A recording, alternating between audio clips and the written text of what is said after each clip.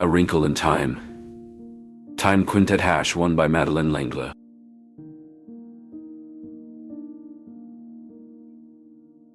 The Tesseract Mystery.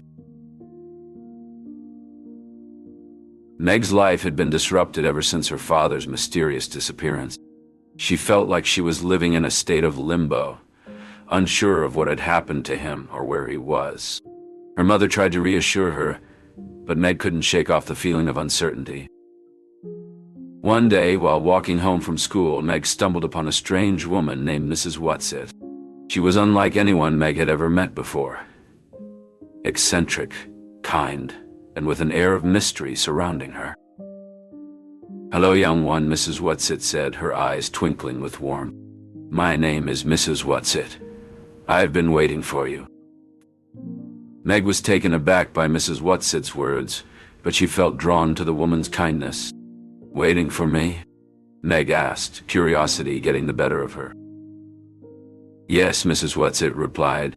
"I've been waiting for you to ask questions about your father's disappearance. You see, Meg, your father was working on a very important project before he vanished." "What kind of project?" Meg asked, her heart racing with excitement. "A project that involves something called a tesseract," Mrs. Whatsit said, her voice dropping to a whisper. Meg's eyes widened in confusion. "A tesseract? What's that?" Mrs. Whatsit smiled. "Ah, my dear, it's a way of traveling through space and time. A shortcut, if you will." Meg's mind reeled as she tried to understand the concept. "A shortcut? You mean like taking a detour?" Mrs. Whatsit chuckled. "Not exactly, dear. Imagine you're holding a skirt, and you want to get from one end to the other without having to walk all the way around. You could fold the skirt in half and suddenly you're there." Meg's eyes lit up with understanding. "Like a shortcut in math." "Exactly," Mrs. Whatsit exclaimed. "Your father was working on a way to use tesseracts to travel through space and time. But it's not just about shortcuts, Meg. It's about fighting against the darkness that threatens our world." The darkness was not just an absence of light, but a force of malevolence that sought to extinguish hope and freedom across the cosmos. It was a tangible threat, manifesting in fear, doubt, and despair, creeping into the hearts of the unsuspecting.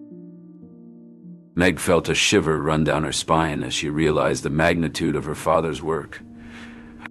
She knew that her father, a brilliant physicist with multiple PhD degrees, had dedicated his life to understanding the mysteries of the universe and had even worked on top-secret government missions. As Meg reflected on her past experiences with her father, she remembered the nights her mother spent writing letters to him, the classified nature of his work, and the deep admiration and longing she felt for him. She recalled the sudden silence that had enveloped their family, leaving them confused and desperate for answers. Meg's emotions were a tangled mess of love, uncertainty, and a desperate desire to protect him. "The tesseract is the key to understanding your father's disappearance," Mrs. Whatsit continued, her eyes sparkling with a hint of sadness. "I know of its power because I, too, have a connection to it and to your father. I was there when he discovered the true potential of the tesseract." Mrs. Whatsit went on to explain her otherworldly nature and how she had been keeping watch over Meg's father's work. "Your father and I, along with others, were part of a team exploring the possibilities of tessering.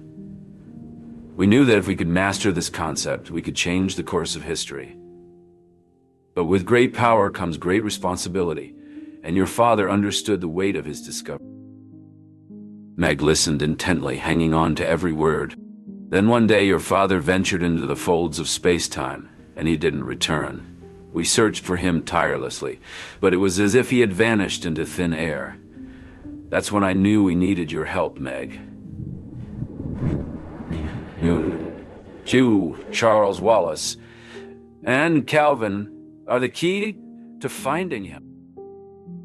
Meg's heart was pounding in her chest as she realized the weight of her mission. "But why us?" she asked, her voice shaking slightly. A gentle smile played on Mrs. Whatsit's lips. "Because, my dear, you are more connected to your father than you know. And together you have the power to uncover the mysteries of the Tesseract and bring him home.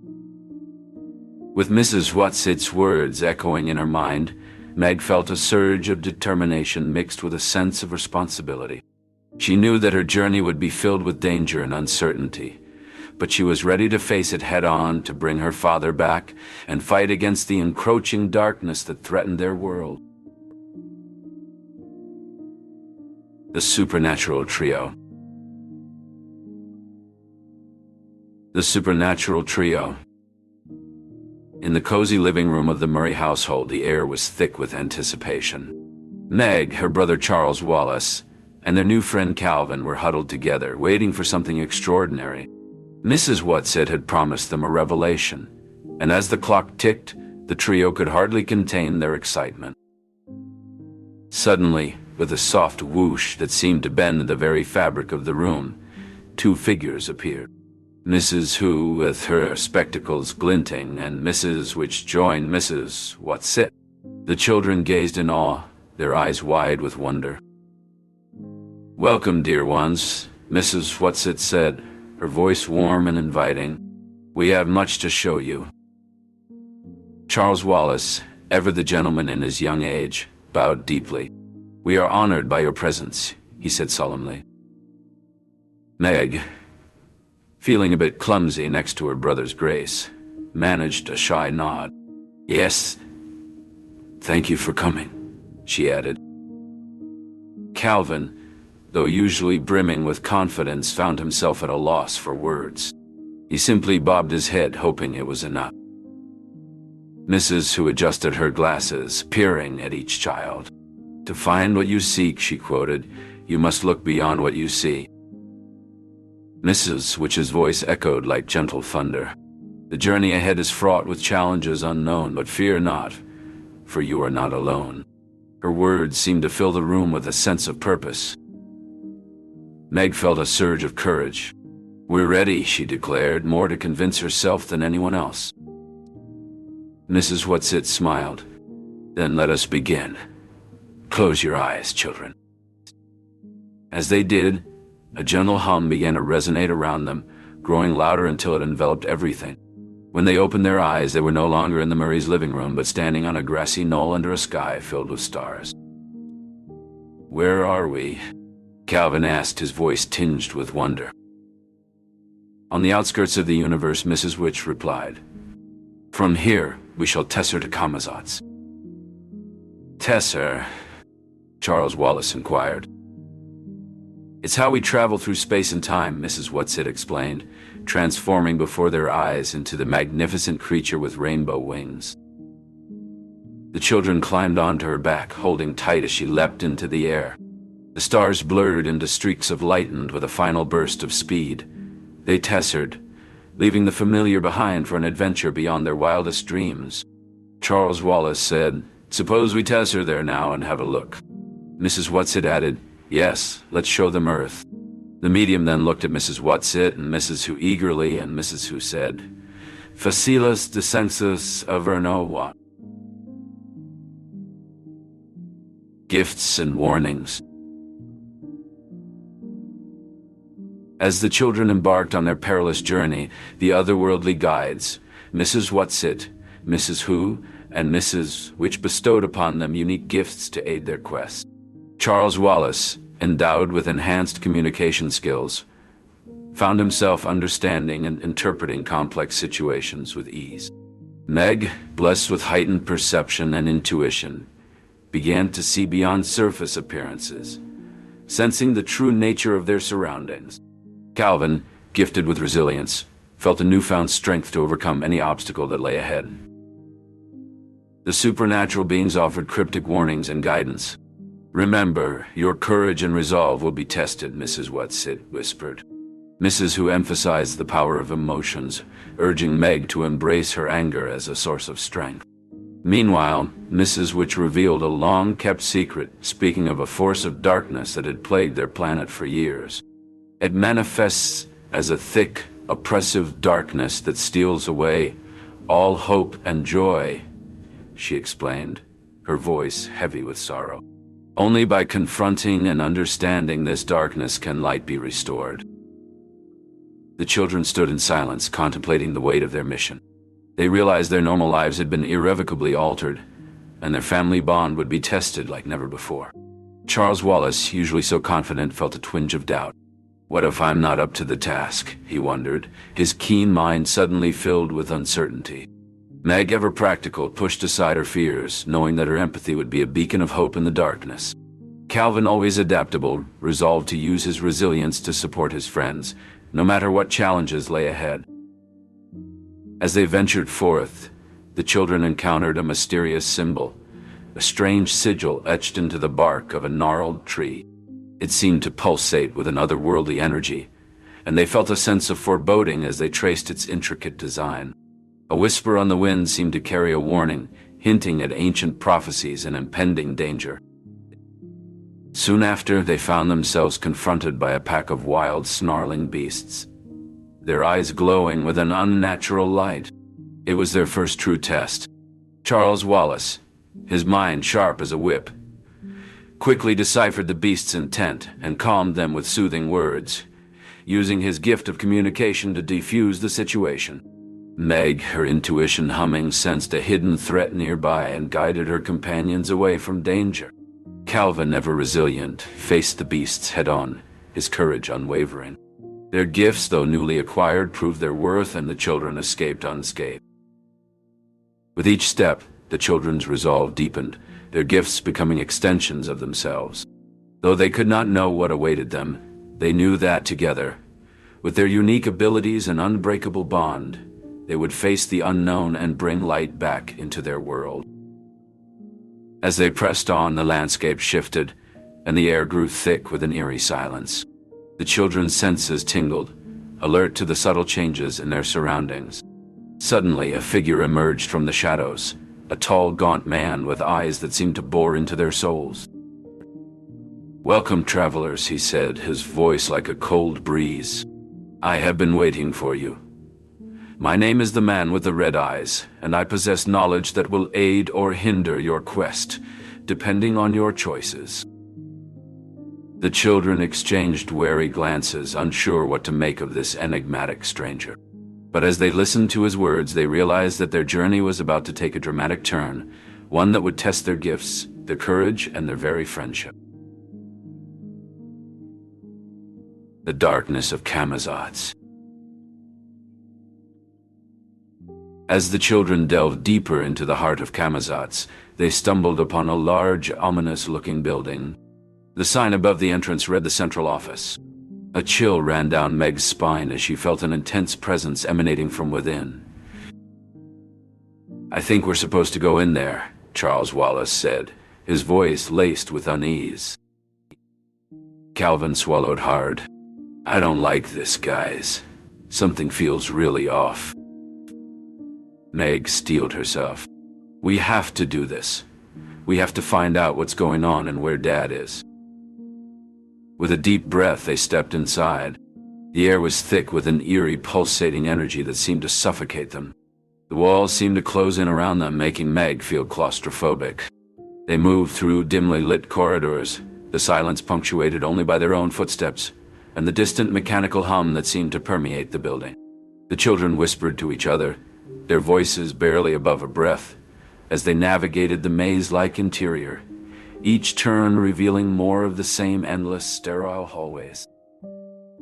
Suddenly, a figure emerged from the shadows. It was a woman, tall and imposing, with eyes that seemed to pierce through the darkness. "Children, you should not have come here," she said, her voice echoing ominously through the halls. "This place is not for those who value individuality and freedom. You will be reprocessed to conform to our standards." The woman's words sent a shiver down Meg's spine as she realized the true extent of the darkness on Camazotz. They were in grave danger, and it was up to them to find a way out before it was too late. Charles Wallace's plight. The cold, oppressive air of Camazotz wrapped around Meg and Calvin as they stood before the daunting wall. Its surface a tapestry of ice that seemed to shimmer with a deceptive invitation to pass through. Yet upon touch, it confirmed its icy solidity with a chilling bite. Charles Wallace, once vibrant and warm, now seemed like a stranger, his eyes glazed over with a chilling detachment. "Charles, please, you have to fight it." Meg's plea echoed in the void of darkness that surrounded them, a darkness that deepened into an abyss as the last traces of gold fled the sky, leaving them enveloped in a blue so profound it pulsed with the light of countless stars. "Why should I resist? It knows what's best. It is order.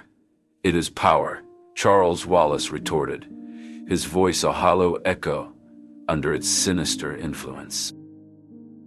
Calvin stepped forward, his voice steady, filled with concern.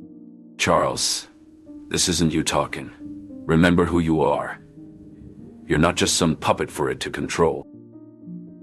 Charles Wallace's laugh was hollow and haunting. "Oh, Calvin, always the hero. But you're just a boy, and it is beyond your understanding." Meg felt fear surge within her, but it was quickly replaced by the love she held for her brother, a love that served as her anchor. "I don't care how powerful it is. You're my brother, and I won't let it take you away from us." Her voice was firm, a stark contrast to the eerie silence that had fallen over the landscape. The stars above them seemed to twinkle with a cold indifference to the struggle below. Charles Wallace's face, caught in the starlight, showed a momentary struggle as if he were trying to emerge from a deep underwater current. "Meg, he stammered, but then his expression turned to stone. "Your love means nothing here." Calvin, undeterred, stepped closer. "Fight it, Charles. You're stronger than it." His words cut through the chilling air, a challenge to the darkness that sought to claim their friend. The standoff persisted, a testament to the resilience of the human spirit against the unfeeling might of it.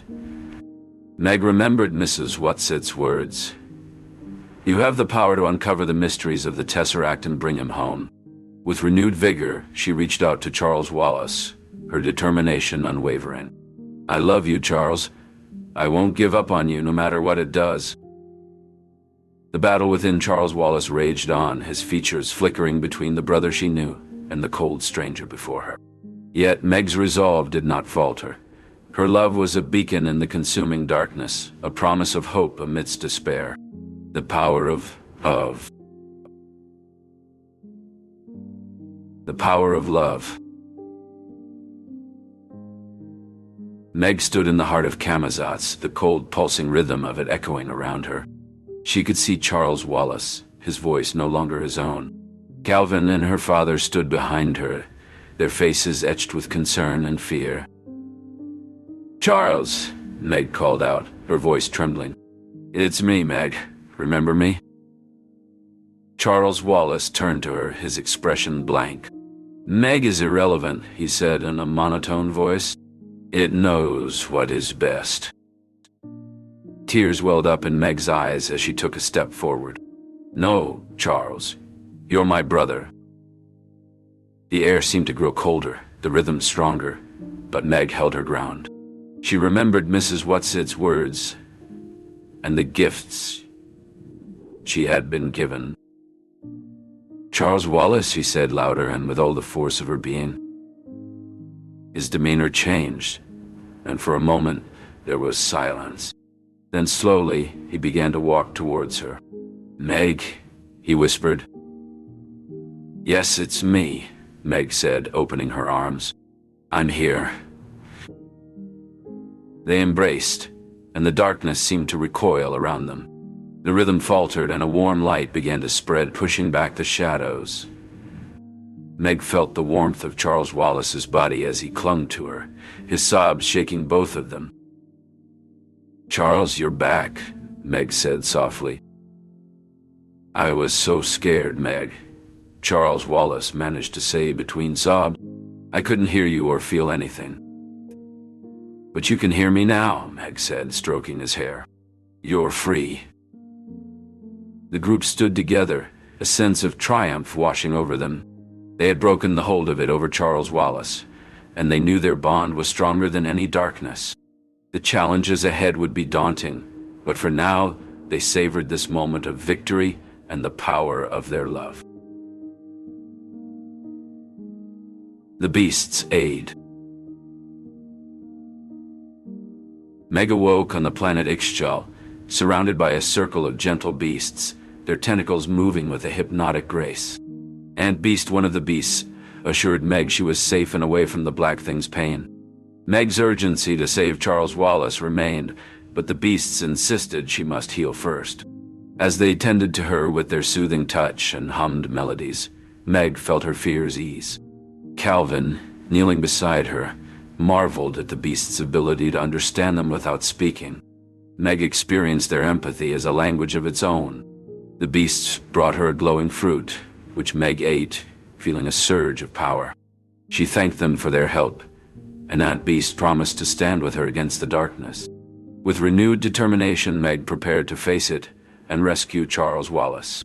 The beasts surrounded her, a beacon of hope, ready to journey back to Camazotz. The final Tesser. Meg stood at the precipice of her final confrontation with it, her heart burdened by fear and despair.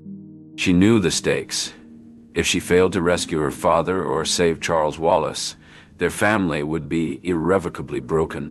Despite her trepidation, her love for her brother and father burned fiercely within her. "I won't leave Charles behind," Meg whispered to Calvin, her voice shaking. "I can't abandon him. He's my brother." Calvin's reassuring hand rested on her shoulder. "We won't leave him, Meg. Mrs. Watsit, Mrs. Who, and Mrs. Which brought us here for a reason. We have to trust that they believe in us." Meg drew strength from Calvin's words, recalling the gentle beasts who had comforted her on their journey, offering solace and preparation for this moment. Stepping forward, she felt the weight of her odyssey. The beasts' counsel to focus on the eternal resonated, and she summoned the gifts bestowed by the celestial Mrs. W's: strength, courage, intelligence, and above all, unconditional love. Facing it, Meg felt a surge of unexpected power, not to destroy, but to love and empathize. She understood that this was her true strength, something it could never comprehend or possess. "You don't know love," Meg stated, her voice steady. "You can't grasp the bond of family, the strength it gives us. That's why you'll never win. Love is beyond your control." Meg stood firm, her love for Charles and her father shining in the darkness. She knew her ability to love was her greatest weapon, and she wielded it with unwavering resolve. The final battle wasn't one of physical might, but of wills. Meg's determination and love created an impenetrable shield, protecting her from its influence. Though it sought to sway her with fear and doubt, her resilience prevailed. As Meg, Calvin, and her father prepared for the final Tesser, their resolve strengthened by the power of love and family, they knew their journey wasn't over until Charles Wallace was rescued from its grasp on Camazotz.